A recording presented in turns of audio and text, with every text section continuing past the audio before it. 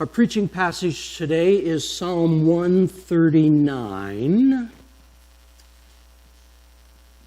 O Lord, you have searched me and you know me. You know when I sit and when I rise. You perceive my thoughts from afar. You discern my going out and my lying down. You are familiar with all my ways. Before a word is on my tongue, you know it completely, O Lord. You hem me in behind and before. You have laid your hand upon me. Such knowledge is too wonderful for me, too lofty for me to attain. Where can I go from your spirit? Where can I flee from your presence? If I go up to the heavens, you are there. If I make my bed in the depths, you are there. If I rise on the wings of the dawn, if I settle on the far side of the sea, even there your hand will guide me, your right hand will hold me fast. If I say, surely the darkness will hide me and the light become night around me, even the darkness will not be dark to you.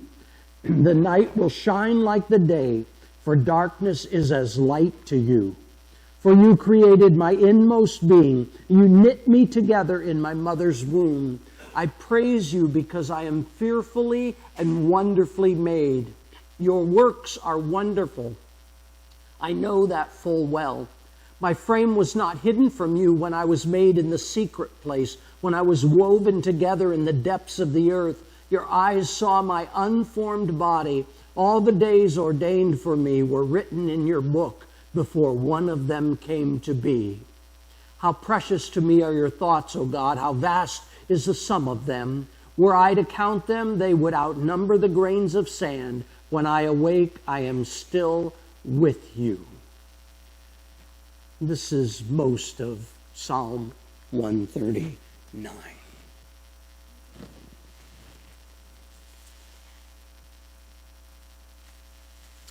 We're talking about God's knitting today, and we're beginning a new sermon series. The series is entitled Made to Make a Difference.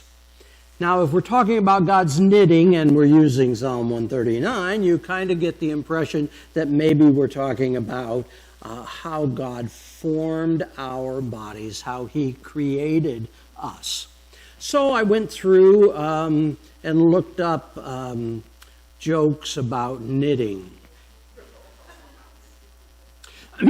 I found page after page after page of jokes about knitting, interestingly enough. So here's one. A policeman spots a woman driving and knitting at the same time. Driving up beside her, he shouts out the window, "Pull over." "No," she shouts back, "a pair of socks." That was the best one. They kind of go downhill from there. Yeah, jokes about knitting. Have you ever sat in an airport or in a bus terminal or in a train station or a mall perhaps where there's just lots of people, sat there and watched them go by? It's so fascinating to just sit and watch all the different people, the way they're dressed, the conversations they're having, the groups that they're in, sometimes matching T-shirts or ball teams or just so many different things. We used to sit in the airport lounge and watch the people go by as we were waiting for our next flight, and we'd make up stories about them, you know. Where they were going, where they came from, the things that they were doing, why they were dressed the way they were, or whether they cared about each other or not, you know, just stories about the people that we saw going through there. One thing that struck me then and still strikes me when I see a crowd is they're all so different. They're all so different. People aren't alike. If you walk into a garden, you see all kinds of different flowers. Rhonda and I got to go through a formal garden when we were on our trip in Nova Scotia, and all the different flowers. We went through a rose garden. We went through a Victorian garden. Just amazing. Just amazing. It's clear to me that God loves diversity. He loves it. He loves the differences. He loves the uniqueness that we come up with. I read that in preparation for this, that a cubic inch of snow contains 18 million snowflakes. I don't know if that's compacted or fluffy or, I don't know who came up with that. But at any rate, cubic inch of snow, 18 million snowflakes, and not one of them alike. Not one of them alike. Kind of fascinating, isn't it? Kind of amazing, the God that we have who loves to make every one of us different. Now, God could have made us all on an assembly line, all the same hair, all the same way that we talk, all the same accents, all the same eye color, one after another, just plop this out. You think God could have done that? I think he could have done that. Why didn't he do it? It would be easier if you just work up one design, and make multiples. Yeah, that would make a lot of sense. I brought a couple things here that are important to me. This is a cross, and I may have shown you this before, but I love this cross. It's actually a crucifix because Christ is there. This is dates back to the 1800s, and it is meant to be taken to the bedside of someone who is dying. There are a couple little candles in here that you can set up and light. There is a vial here for holy water, to put holy water in. There's a set of instructions in there on how to use it all. It's an antique cross, and it's just a wonderful object of art to me. But there's something about this cross that I want you to know. This cross was actually manufactured alongside of hundreds and hundreds and I found this in an antique store, but if I scoured antique stores, I could probably find another one exactly like it.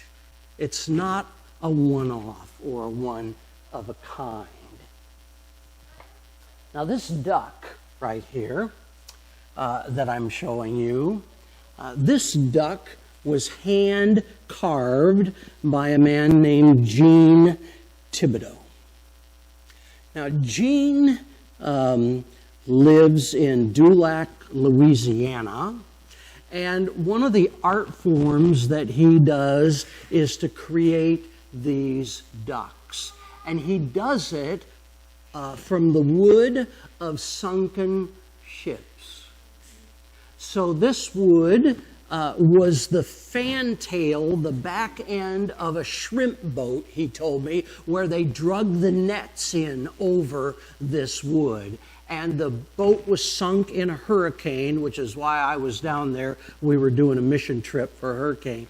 And he gave me one of his pieces of artwork.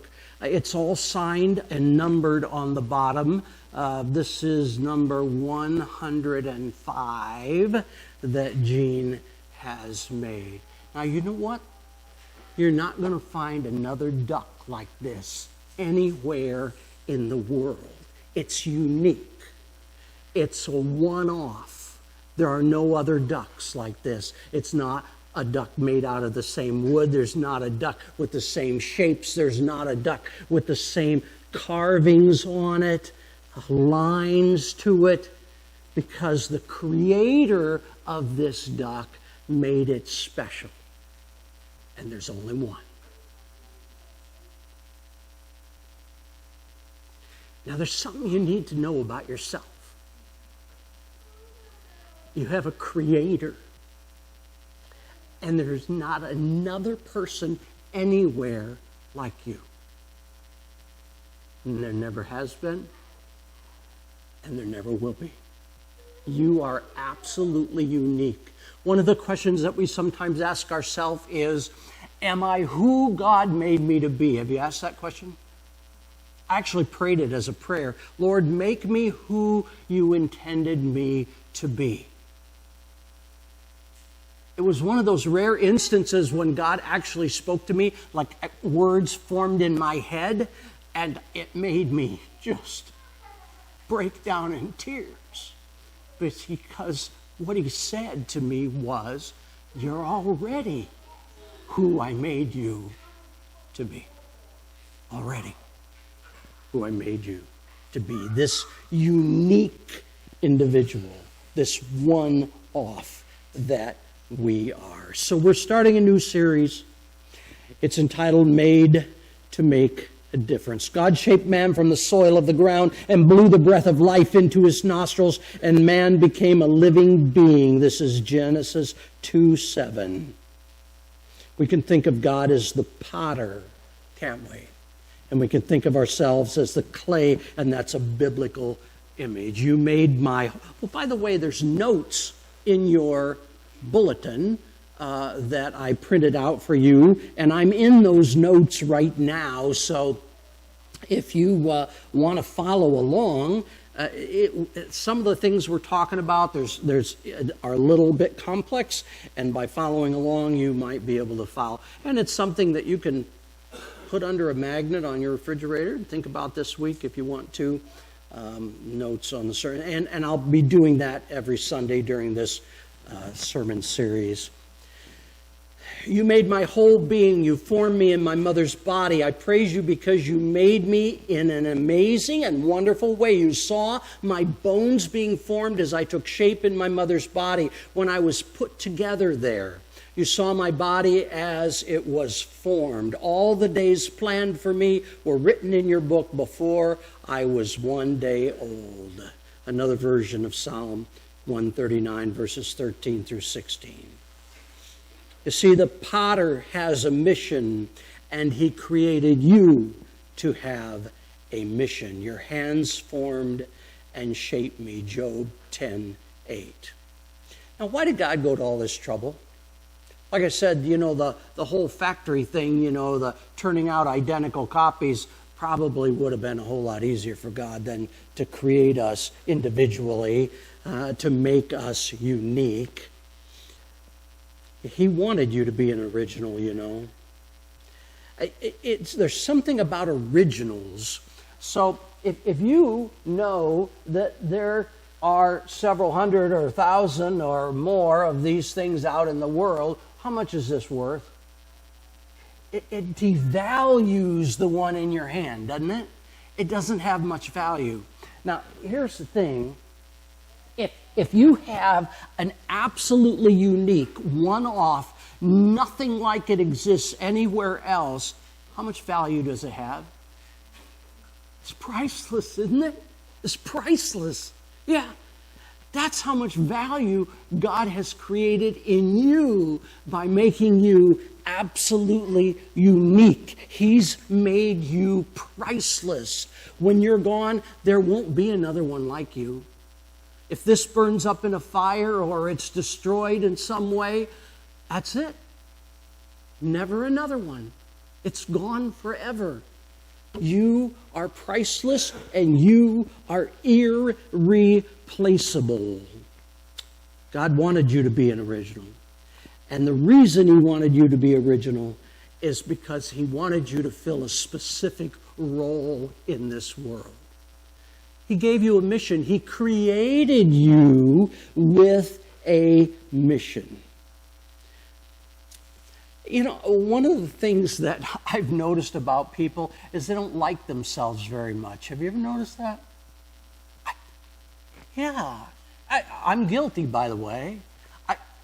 Some days I just don't like myself very much. Some days I have all kinds of regrets. Some days I think, when am I ever going to get it right? I don't like myself very much.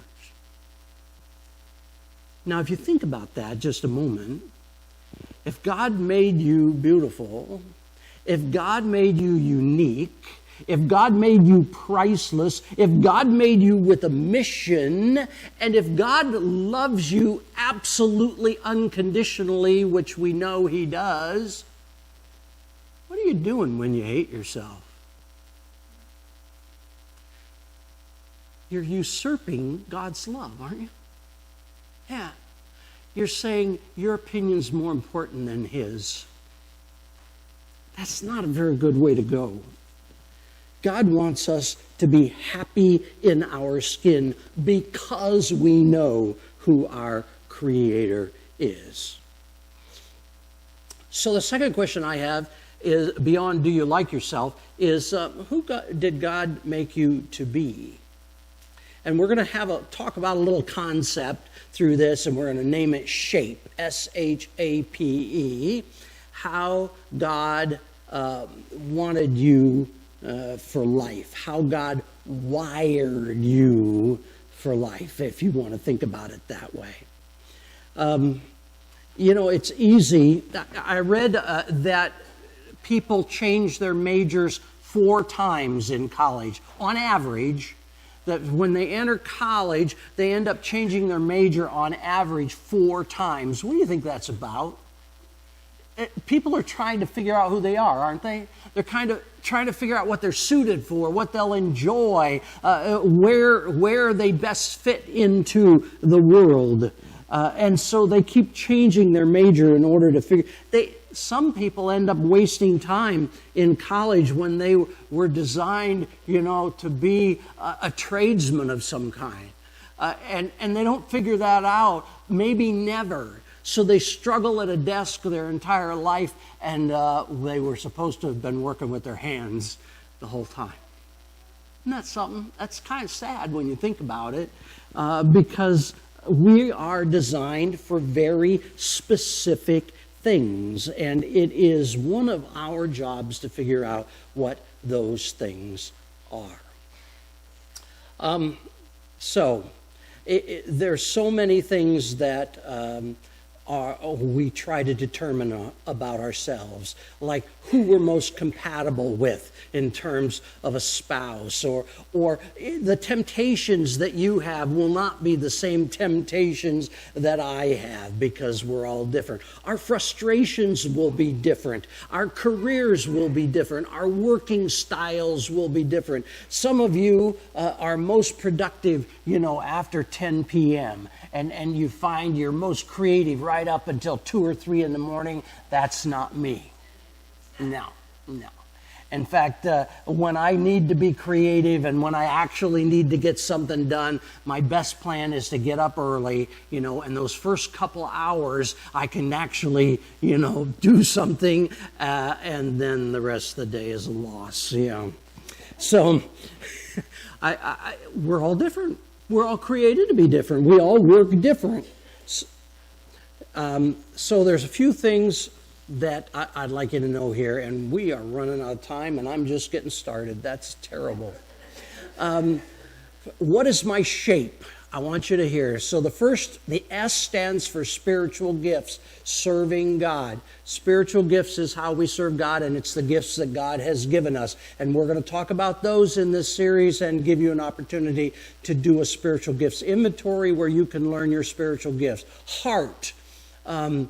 Really, that's about passion, what excites you. The H is for heart. A is for abilities. Natural talents, perhaps, that you have, that you would learn about, things that you're good at that somebody else isn't. P is for personality, and that's the how has God wired you piece.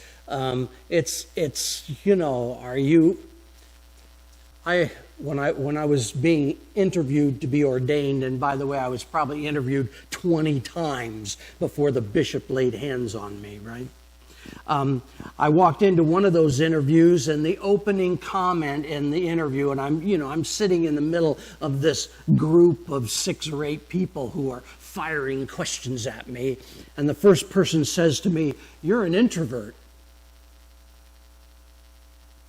Okay. Yeah.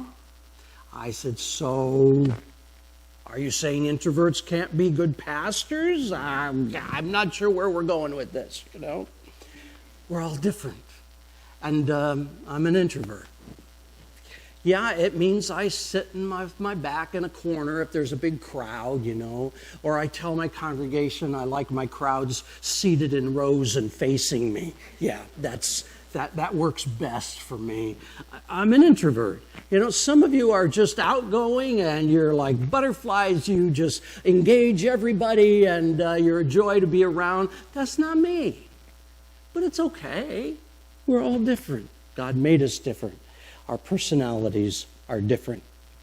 And the last one, S-H-A-P, if you're looking at your note, you'll see an E is for experiences.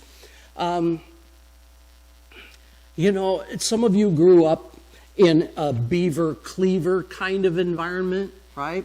All 50s and mama wears dresses every day. That's great. That was your background, and that may be something that you still do. Some of you might have grown up in more of a Munster environment, you know, where things are just a little creepy. I don't know. But, we all have different experiences in our life, and those are integrated into us and help to shape who we are as a part of God's kingdom. So, my shape is unique, it's interrelated, it's fixed, and it's irrepressible. And you know what? We're going to stop there for today. It may take us a year to get through this sermon series. Who knows?